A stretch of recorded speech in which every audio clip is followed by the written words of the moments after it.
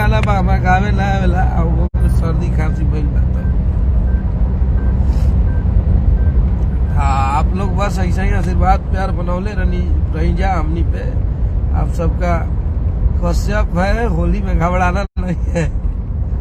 होली आई तो फिर तो तुम हमारा बुझाता कि 2 रुपया भतीजा भुलाई थोड़े हो खम जाता, फिर आई वैसा ही निश्चित रही जा। और उम्मीद आप लोग की है तो उम्मीद पे 100% एकदम दौड़ेंगे हम लोग, वही लेवल के वही मिजाज में फिर लेके आई क्या बाजी गाना बाजी। आप सबको बड़ी पसंद भी आई, बहुत बढ़िया बढ़िया गाना गवाइल बनन तो होली में। आप सबके बस मजा लेवे के बा, गाना एकदम VIP बा, हिट बा, सुपर डुपर हिट। अब विस्फोट चालू हो लगल है। आप सब आशीर्वाद प्यार बनौले रही जा। होली का अपडेट दिया जाए तो अच्छा होगा भैया। होली का पहला गाना रिलीज हो रहा है सारेगामा हम भोजपुरी से।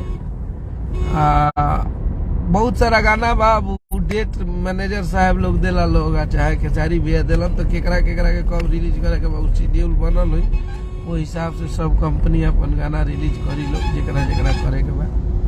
हमनी के खाली गाना लिखला से मतलब रहेला, गाना रिलीज हुई। आप सब बस आशीर्वाद प्यार बनौले रही जा। आपसी प्रेम बरकरार रहो, मोहब्बत बनल रहो सब में। गाना हमनी के सुनत रही जा। सवरिया दढ़िया जन बनाई पड़े जा धार धनिया, जितना भी गाना आइल बा आप सब सुनी जा और मिजाज में एकदम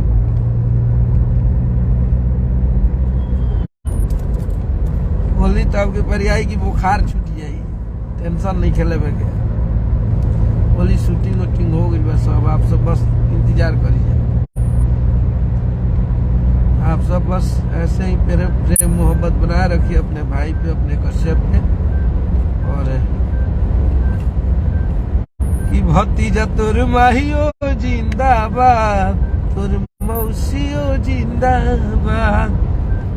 ये गाना के आप लोग बड़ी आशीर्वाद प्यार देले रही जा। और हमरा बुझाता कि सीजनली गाना में कोनो लैंग्वेज में सबसे बड़ गाना भोजपुरी के भइल होली के है।